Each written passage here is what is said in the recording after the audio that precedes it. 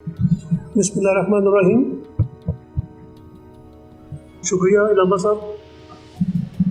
आज का दिन हमारे लिए बड़ा पुरमसरत है कि हाफिज़ साहब आज दोबारा हमारी दरख्वास्त पर आ गए। मेहरबानी तो वो हम पर अक्सर करते रहते हैं और हम उनके मशकूर भी रहते हैं, लेकिन ये बड़ा नाजुक सा वक्त है जब जमात इस्लामी धरना देने के बिल्कुल करीब है, तो हमने सोचा कि हाफिज़ साहब को तकलीफ़ देते हैं, बुलाते हैं और कुछ दोस्तों को बुलाते हैं, ज़रा गपशप भी हो जाएगी। हाफिज़ साहब का धरना के बारे में जो प्लान है वो हमें कुछ थोड़ा सा पहले ही लगा। हाफिज़ साहब से मैं ज़ाती तौर पर बड़ा मुतासर भी हूँ और जमात इस्लामी से मैं काफ़ी देर के बाद मुतासर हूँ। अमीरुद्दीन साहब बैठे हैं, हमारे बचपन के दोस्त हैं। जमात ने उम्मीदें भी बहुत दी लोगों को, लेकिन फिर वो उम्मीदें खुद ही तोड़ दी। बेशुमार वक्त स्पेशली 77 to 93 जो जमात की पॉलिसीज थी, उसने जमात से हमें काफ़ी ज़्यादा दूर किया। माशाल्लाह की मदद, जहाद अफ़गानिस्तान के नाम पर जो पूरी दुनिया में ड्रामा हुआ, हमारी तरह जमात भी उनकी बातों में आ गए। लेकिन जब से हाफिज़ साहब ने सियासत में हिस्सा लेना शुरू किया है, तो जमात इस्लामी में एक नई ताकत, नई सोच, नया हौसला दिखाई देता है।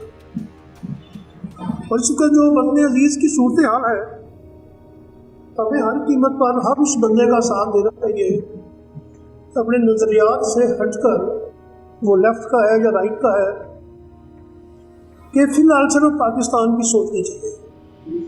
जहाँ बिजली का ये हाल है, कभी हमारे बड़े जिबुररहमान शामी साहब बता रहे थे, सलमान गनी साहब भी बता रहे थे कि पाकिस्तान का इस वक्त सबसे बड़ा मसला बिजली है।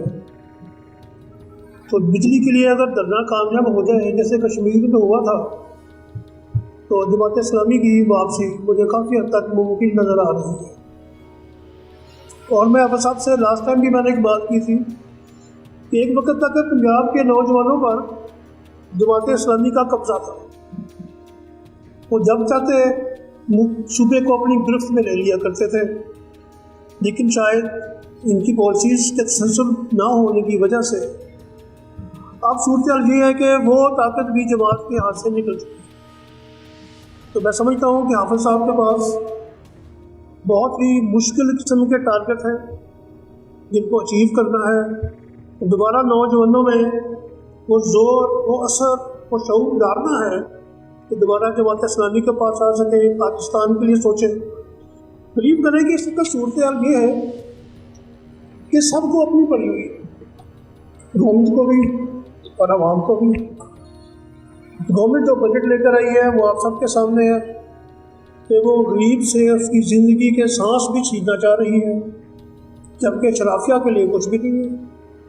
जिसको दिल चाहता है 50 लाख तनख्वाह दे देते हैं, जब दिल चाहता है 65 साल के जो लिमिट है उसको बढ़ा देते हैं, चेयरमैन बावला उसको लगा देते हैं जिसको बिजली के बारे में पता ही कुछ नहीं। तो इनको कुछ रोकना चाहिए इनको। पर अब माशाल्लाह टेलीफोन टेप करने की इजाज़त भी मिल गई है। अब आप अपने टेलीफोन पर बिल्कुल महफूज नहीं रहे। जब हमारी एज भी 70 क्रॉस कर जाएगी, हम भी ये कहेंगे। उससे पहले तो ज़्यादा है कि नौजवान लोगों का टेलीफोन थोड़ा सा महफूज ही होना चाहिए। और जब हम इस मुल्क में रह रहे हैं जिसको डेली 56 अरब रुपया कर्जा बढ़ रहा है, आप अंदाज़ा करें कि इस पाकिस्तान का सर्वाइव करना कितना मुश्किल है कि रोज़ाना की बुनियाद पर 56 अरब रुपया कर्जा बढ़ रहा है। 56 अरब। और GOR में सिर्फ एक ऑफिसर्स क्लब के लिए 1.5 अरब रुपया मंजूर कर लिया गया। आप प्रायोरिटीज़ देखें गवर्नमेंट ऐसी प्रायोरिटीज़ हैं कि आपको शर्मिंदगी होती है। दिल चाहता है गवर्नमेंट का साथ दिया जाए, लेकिन वो रोज़ ऐसा कानून निकाल देते हैं कि आप जलते हैं, आप सड़ जाते हैं कि ये गवर्नमेंट हम पर मुसल्लत क्यों है। ऐसे मौके पर कादिर साहब ने एक उम्मीद की शमअ रोशन की है।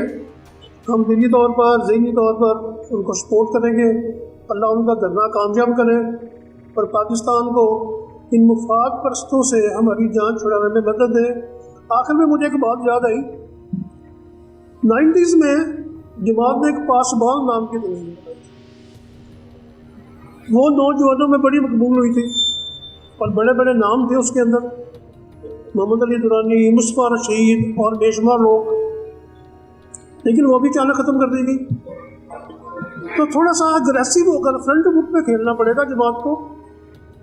और एक तो मैं ज़ाती मशवरा दूंगा कि इत्तेहादों से बचें और अपने लिए अपना रास्ता खुद बनाएं।